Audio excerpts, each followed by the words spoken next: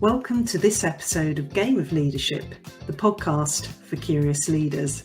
I'm Paula Eddie Wilcox, and I'm delighted to welcome our guest for the second time, where we're looking at their take on the game and leadership aspect of the podcast. Who knows what we might find out, because we all look at this differently, and it's always so interesting to see what the guests have in store for me when I turn up, because we never plan this in advance. So I hope you're as excited as me. Let's get into it, and I'll see you on the other side.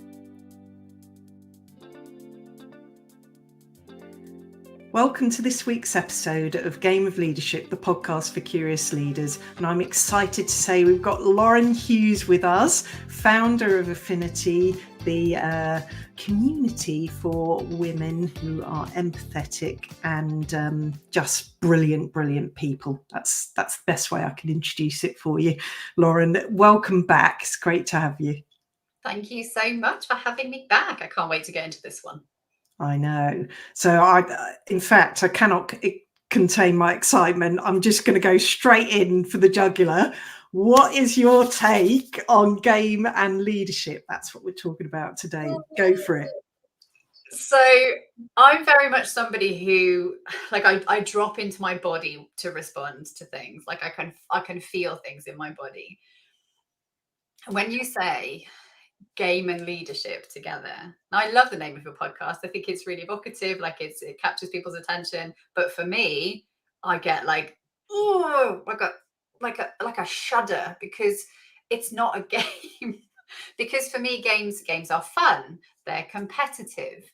It's just, I think leadership is, it's not so much that it's a serious thing. It's just that it's not a game. And I don't know how else to, how can I say it? It really irritates me, the idea that people might view it as a game, that they might approach it in that way, because leadership is inspirational, it's aspirational, it's about change, like leading change, driving change, creating goodness in the world. It's about helping others to see themselves, and none of that for me is a game. Yeah, I love that, Lauren. And I couldn't agree more. You know, when I set up this podcast, as you know, I'm a bit of a sort of sci-fi and fantasy geek. So, you know, we all know where Game of Leadership comes from, you know, Game of Thrones, yes, which was an epic sort of, what I think was about 9 years, wasn't it? It spanned over. But anyway, but that's aside. You know, the whole game aspect of leadership, for me, you're absolutely right. It isn't a game. And yet, over my almost 30 years in corporate, I saw so many people treat it as a game, as a competition, as a one-upmanship. And I will tread on you and grind you into the ground just so I can get up to where I want to be. And it can be a really unpleasant place to be. So what are your thoughts on that? I think that everything you've just said has got nothing to do with leadership and everything to do with individuals. So let me say about, so we're quite weirdy woo in Affinity. We talk about spirituality a lot, talk about magic. And if you, so they say that, like, there are no good or bad, there's no good or bad magic. It's all about the heart of the witch, right? So that's my best analogy, is that it's not the leadership that's the problem, it's the individual, right? And their motivations. And actually, this comes back to something I said in the last episode, where my friends who were promoted to duty manager when I was working at the university bar, they had this desire to be in charge. They had this want to, I don't know, not necessarily to boss people around. I mean, some of them might have had this desire to, you know, make positive changes within the bar or whatever. But I think a lot of people who have a deep desire to manage, to lead, some of them they have the wrong motivation. You know, the motivation is self-fulfillment. It is for them to feel good about themselves. It is for them to feel valuable. It is for them to feel important. They don't make good leaders. No. because leadership isn't about that. Leadership is not about you. It's about your people. It's about you all together. And something I will say that, you know, something good that does come out of games is the competitiveness in terms of innovation, right? So competition does drive innovation, but there are other ways to drive innovation. So if I think about Affinity, for example, which is my beautiful community, that drives innovation because we have no competition in Affinity. It is one of my values. We are community and collaboration over competition. So there are plenty of people in there who, like, we have 2 copywriters that work together. We have a copywriter and a proofreader who have started a podcast together. You know, those people they've taken competition out of it entirely, but they're still driving change. They're still moving forward because they're sharing their resources, they're sharing their wisdom, sharing ideas, and sharing knowledge. You know, it's that drives innovation just as well as competition does, but it feels a hell of a lot nicer. Doesn't it just? And I love that idea of taking the competition out of it, and something that, you know, I've never been competitive. It's just not in my nature. I'm not somebody who's like, well, it's the taking part, you know, because that gets all a bit wishy-washy. But part of it is that for me. But it is about being in it together, sharing resources, sharing thinking. You know, we talked in the last episode about that thought partnership piece, sharing ideas. And if you create that space for yourself with others, but whether that's your team, whether that's within the community and Affinity, whether that's in your own family, whether that's with your friends, if you create that space, the innovation, the inspiration, the motivation, the creativity will naturally come. And if we think about our conversation over lunch I don't know, about a month ago, was it? We were talking about, you know, I think I said something silly like, oh, I'm not very creative, blah, blah, blah. And we then got into a conversation. I know, I got told off, everybody, because actually, as it turns out, I am quite creative. But what I need to make me or help me be in my creative zone is that thought partnership. You know, when you're having those discussions and you're bouncing ideas and you get excited about something, because we all bring a different lens. And the minute Lauren says something, I'm like, oh yeah, that's provoked a thought in me, and I'll come back with something. And then that provokes a thought in Lauren, and she comes back with something. You know, this is where the magic happens. And leadership, yes, we talk about starting with leading yourself, because if you're not leading yourself, who is? You often hear me say this. But leadership is about creating that safe space. I talk about psychological safety, creating that psychologically safe space where people can show up truly as themselves. And that is where the innovation, the creativity comes from. And that's when you're going to get a truly motivated team that want to show up more and more and contribute more and more to your collective purpose, your collective goals, and share those values with you. And it is where the magic happens. Absolutely. I talk about this a lot. I'm actually running a visibility challenge in the group at the moment to help people to get more visible and to understand what their message is so they can really connect with their clients. Yeah. And one of the things that I talk about is creating a culture around your business, which is not dissimilar to, you know, in corporate with teams, is creating that environment of, like you said, of safety, right? So essentially what I've said to my community is, when you show up on social media, invite conversation.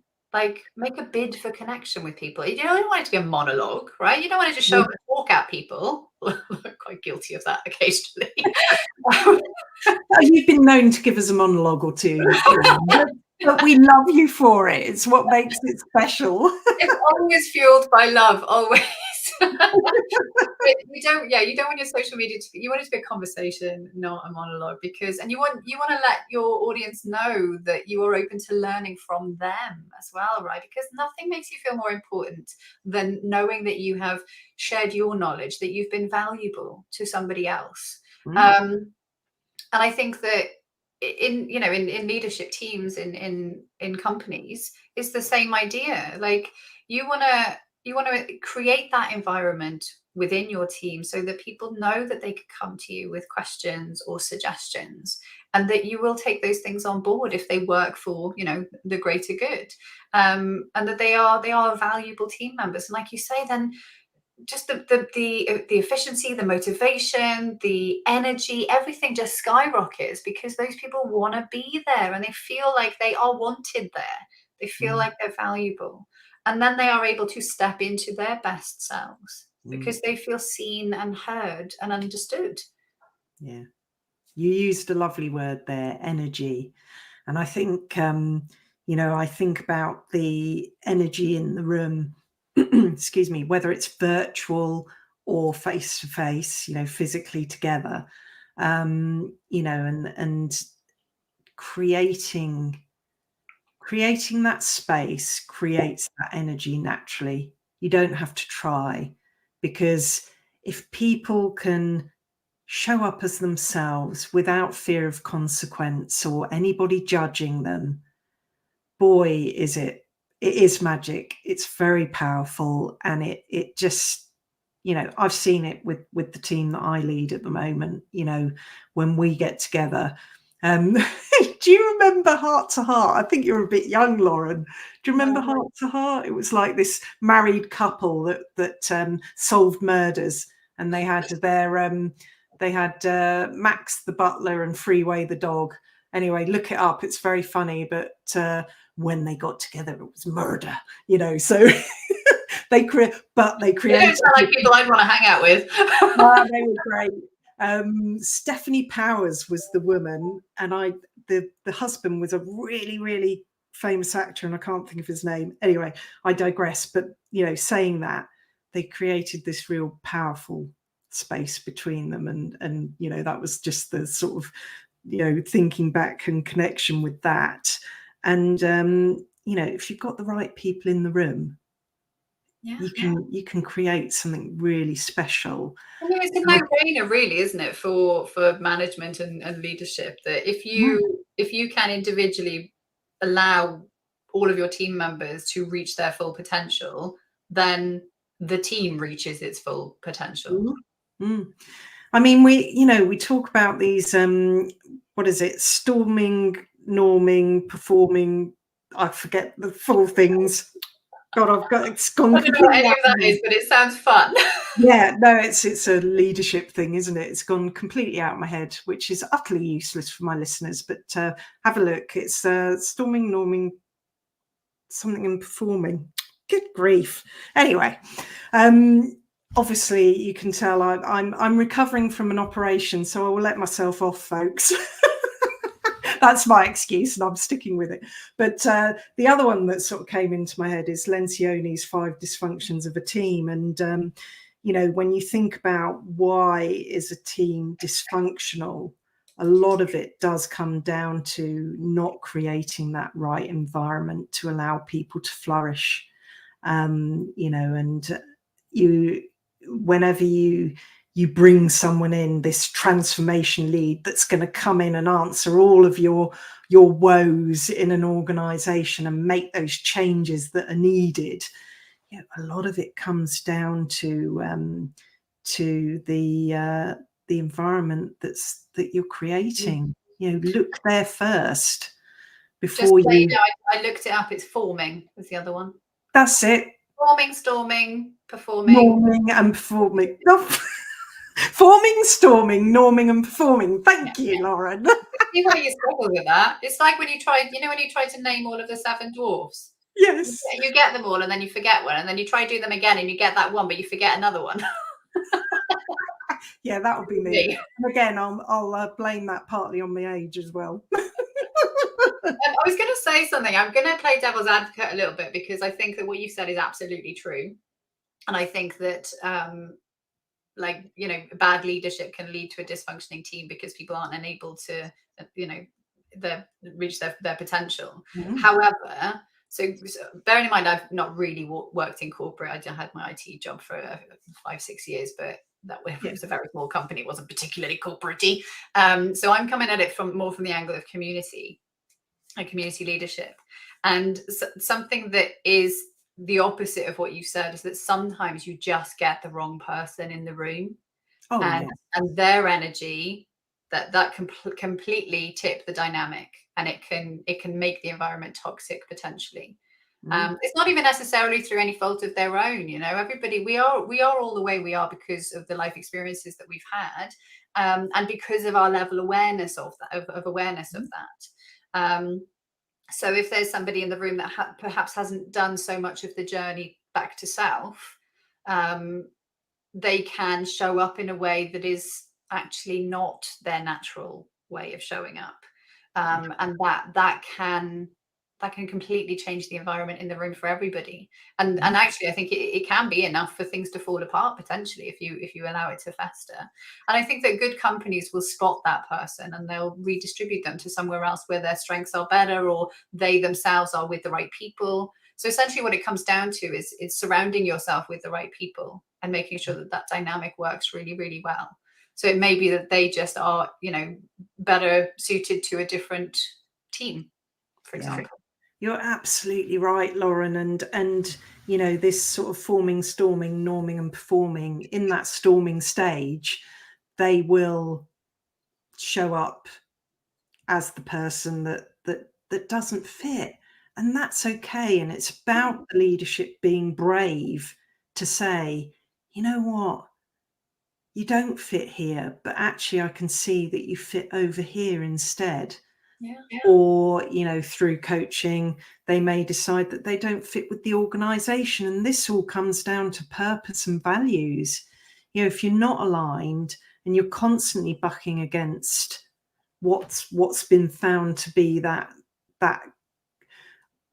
what's the word, ultimate performing state for this particular team that you're in, if that doesn't fit and doesn't suit, and we talked about serving you in our previous episode, A, for yourself to be brave and speak up and say this isn't working, but B, for as the leader to say and be brave, this isn't working. But that's not because you're no good. It's because what you're doing doesn't fit with what we're doing, and it would be much better suited over here. And sometimes we don't know what we need either. I mean, Mm. occasionally people will just go for the wrong job, you know. So, Yeah, you yeah. know, for example, my my other half is a chef, but he possibly might be better suited to being a researcher because he likes to be alone and he loves to read and he loves to consume information and he loves to put things together. So, you know, sometimes we just choose the wrong profession, and sometimes we choose the wrong job within a company, and it just doesn't suit like our makeup. So again, you know, we talk a lot about spirituality, but we also talk about like personality types and things in Mm. Affinity. Like human design comes into it, and all of these things. I mean, I don't put 100% stock into any of these things because I don't believe them exactly as they are. It's a bit like horoscopes in a newspaper. Mm. Um, they're more in depth than that, obviously, and there's a lot more guidance. But in terms of what the way I view them, with a horoscope, you kind of take from it what you need. So you read it, and there are things in there that are significant to you, or things that you would like to happen, and then you focus on those things, and then you sort of make them happen. That's Yeah. manifesting. But like with human design, I think it's fantastic because it gives you like a really in-depth idea of who you are as a human, what suits you, um, like how you should be approaching things. But again, it's the should thing, right? So what I take out of it is, oh yeah, no, that sounds like me, and then that's something that becomes a part of me because it Mm. just brings your awareness to who you are and what you need. Yes. And if it says, so for example, my I had my numbers done, numerology, by one of the ladies in the group, and she said in the report, one-to-one coaching doesn't suit you. Group coaching is better, or actually even better is community level. And I was like, oh my god, yes. And at that point, I think I'd only just given up one-to-one coaching because for some reason it just drained me. Mm, And it was almost like, oh, well, that's why, because it's not actually in my makeup. So you take what you need from these things. But mm, I think it's really important to essentially what it is, they're different modalities to explore self, to bring your awareness to who you are and what you need. yes. And to start listening to your inner dialogue, start thinking about what you need, start honoring those things. So even though you might not necessarily take them like as gospel, and I don't think you should necessarily take them literally, you can take what you need from them, Mm, and understand who you are as a person and what actually suits you. But quite often people don't have that level of self-awareness, and they end up in professions that just don't suit who they are as people. yeah. Yeah, you're absolutely right. And I think, when we're choosing our careers, it's so interesting. Just thinking about a conversation I had with a friend yesterday about our daughters who are just on the pinnacle of GCSEs, choosing A levels or whatever it is they're going to do next. And my friend's daughter's going for A levels. It looks like my daughter's going for a BTEC, which is much more practical. But again, she's got that self-awareness to understand that that's a much, much better path for her. And as it happens, it'll be in performing arts, and she's just going to thrive in it. I know she is, and just want joy for her, want her to be happy in whatever she picks. So being able to understand what makes you tick and choose the right path for you, no matter what age you are, the earlier the better. That's great. But even then, if you choose and it's not right for you and it doesn't serve you, even though you thought it might, that's okay. You can make that change. I'm on my 4th career and now I've landed where I want to be and I'm loving it. But and so many people find themselves in that situation.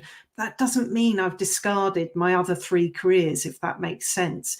Everything, every career path has I've taken bits from and make me who I am today as Paula Eddie Wilcox, the leadership coach and podcast host and whatever else it is that I'm doing. So, it's just amazing. Something that I wanted to add to that. So a friend of mine told me a conversation that she was having with her son, who's just going into choosing his sort of A level Mm, topic as well. But he decided he didn't want to do A levels. What he wanted to do instead was a BTEC in car mechanics. And my friend said to him, "But surely you want to go to university? Surely you want to go to university and have this amazing life experience? Surely you want to do, the music tech that you're really interested in?" And he's like, "No, mum, that's what you want for me. That's not what I want." And I was like, "Oh, what a kid!" yeah. Oh, good. I just love that. I thought, well, and my friend went, oh, yeah. Suddenly she had this moment of self awareness. She was like, "Oh gosh, you're right. You're Mm, absolutely right, and thank you for saying that." yeah. But the other thing, the reason I got Amazing. excited when you were talking about, you said about how if you choose a path that doesn't work out for you, I got excited because I was like, yes, please, can we talk about fear and failure? Because it's like failure is my favorite subject to talk about. Yeah, well, it's all about growth versus fixed mindset, Lauren. So go ahead. Yes, please. Okay, so I love failure. Love me a bit of failure. I'm all about it because I've screwed up more times than I can count. But I look at me, I'm smiling. I'm smiling about it because every single one of those things taught me a massive lesson. That Mm, when you are open to the lesson and not blindsided by the weight of what everybody else thinks about my failure or what it means about me. So this is a reframe that I've used recently, is we need to stop asking ourselves internally, what does this mean about me? And instead change one simple word. What does this mean for me? Just that. Just do that. So in those moments when you are tearing yourself to pieces because you've made a mistake or you've said something you didn't mean to say or you've failed at something, ask yourself, instead of saying, what does this mean about me? Ask yourself, what does this mean for me? What is the learning I can take from this? Because then it is not a wasted experience. We allow it to be a wasted experience when we allow ourselves to be consumed by the the weight of failure and what we think it is. So one of the ladies in networking, we were having this conversation about failure once, and she said to me, I was talking about this stuff, and she said to me, yeah, maybe we just need to find a different word for it. And I was like, yeah, well, maybe we just need to change our associations with the word. It's just a word. Mm-hmm. It doesn't have like it's not tangible. It's not a thing. It's something, it means whatever we want it to mean, like everything in life. So can we just change our associations with it, that there are no mistakes, only lessons, right? That we just learn every day, that it's not about, it doesn't mean anything about us as human beings to fail, to make mistakes. It doesn't mean anything. It's just an opportunity for growth. And I think that for me, when you have that mindset, you will literally do anything. You will try anything because you don't have that fear of that association, the fear of failure in the way that you see it. You let go of the weight. And then it means that you can just show up, you can just try stuff, just see what happens. If it doesn't work, it doesn't work. That's fine. I'll just tweak it and do it differently next time. It's a very different approach to life. When you let go of the fear of failure because you've changed your associations with the word, it's so liberating. And actually, it's only really then that we can reach our full potential. Yeah, and I'll get off my soapbox now. Yeah, no, it's fantastic. I love your soapbox. And liberating is a great way to describe it. I think taking the power out of the word failure is incredible, because without failure, we don't learn and we don't grow and we don't move forwards. I know I sound cheesy saying it, but every day is a learning day for me. And I'm not talking about having my nose in a book or being on the next course or whatever else. Obviously, I do some of that too, but I just mean the little things. I learn something from everybody every day, and boy, am I learning so much from you as we're chatting today, Lauren. And I embrace that. And the mistakes, the failures, whatever you want to call it, that I make along the way, I have to turn that round and say, okay, what did I learn from that? What does that mean for me for next time? And you've nailed it in terms of that for or about, just switching that one word. What does that mean for me for next time? It's a great way to look at it. Yeah.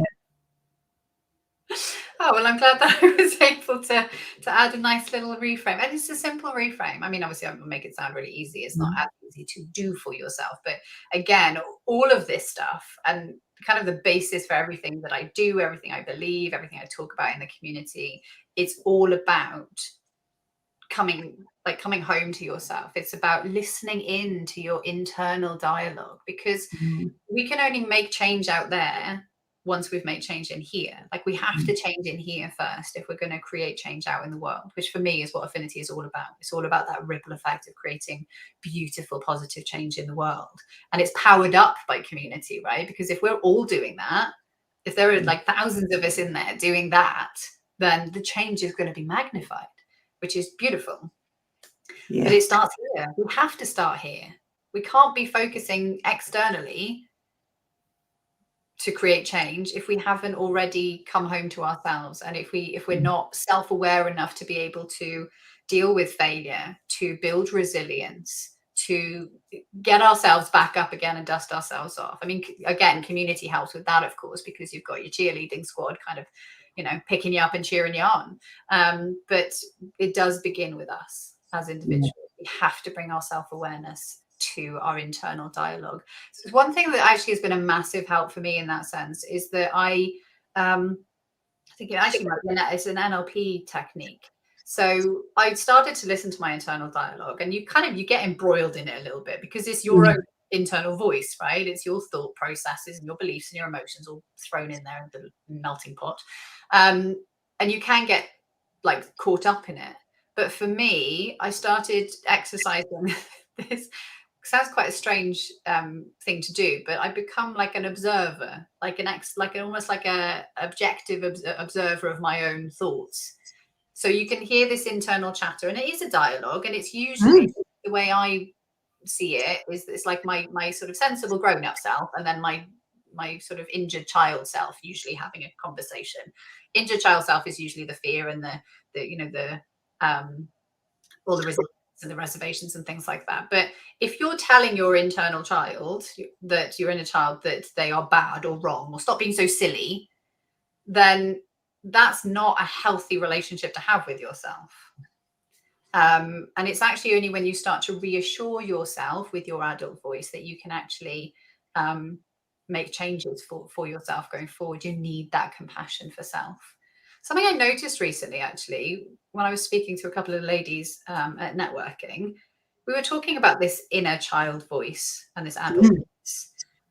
And what I realized for them and for me, the adult voice, my adult voice inside, was essentially perpetuating the way that I felt as a child. So I felt invisible as a child. My adult voice is telling my inner child, I'm too busy for this. I can't listen to you right now. You just need to go and sit in the corner because I'm busy. I need to go and save the world. So you just quiet down over there. So basically I was perpetuating the same problem that I had as a child. And actually the other ladies in this conversation said, oh my gosh, yeah, me too. I felt like I wasn't important as a child. I felt like I wasn't smart. I felt like I wasn't this. And I actually, when I listen into my internal dialogue, it's exactly the same thing that I'm saying to my inner child, because it's familiar to us. And it's only when we draw our attention to that, sorry, I've gone down a bit of a rabbit hole, but it's only when we draw attention to that we can actually change it. It is so interesting how much we dismiss our own internal thoughts. And actually, it's so important to address them. You know, if we're talking about transactional analysis here in terms of an adult-child conversation, to address them, embrace them, and help support them and turn them into something that then serves you as a helpful thought, you know, and giving yourself time to do that, giving yourself time to do that inner work. And it does take work. It does take time and effort, because we've been so conditioned to behave in a certain way for so long that it will take time to undo that habit of treating ourselves in that particular way. You know, again, I'm not a psychologist, but I do know that will take time to make that inner change for yourself. And it is possible, because we've both proven that that's possible. So for all our listeners out there that are wondering, gosh, how on earth do you do that? It is possible. We are living proof. And how on earth did we get to that from game and leadership, Lauren? I was just thinking the same thing. It has been absolutely fascinating to go on that journey with you. And I know our listeners will be in that same space. There have been so many little gems dropped in there. And thank you so much for bringing your whole self again. And I'm excited to say we've got Lauren again with us next week to share her pivotal moments that make her the Lauren of Affinity that she is today. So thank you so much for today, Lauren. Really appreciate it. Thank you so much for allowing me to wander off down rabbit holes and tangents. Oh, do you know what? That's what makes for exciting and interesting conversation. And I absolutely love a good rabbit hole. It's brilliant. So thank you very much. We'll see you next week. Thank you for listening to today's episode of Game of Leadership, the podcast for curious leaders. I always think the game episode is one of my favourites because we get a real insight to our guests' take on their ideas of how games and leadership fit together. Every one of them is different, and just when I think there isn't another take that we haven't thought of or covered, one of our guests comes up with something totally different and unique. It's really exciting. Look, now it's your turn. See what you think, see what resonated with you most. And as always, I encourage you to reflect on what you've heard and see what that might mean for your leadership moving forwards. I'm Paula Eddie Wilcox, and this is Game of Leadership, the podcast for curious leaders. I really look forward to seeing you all next week. Bye for now.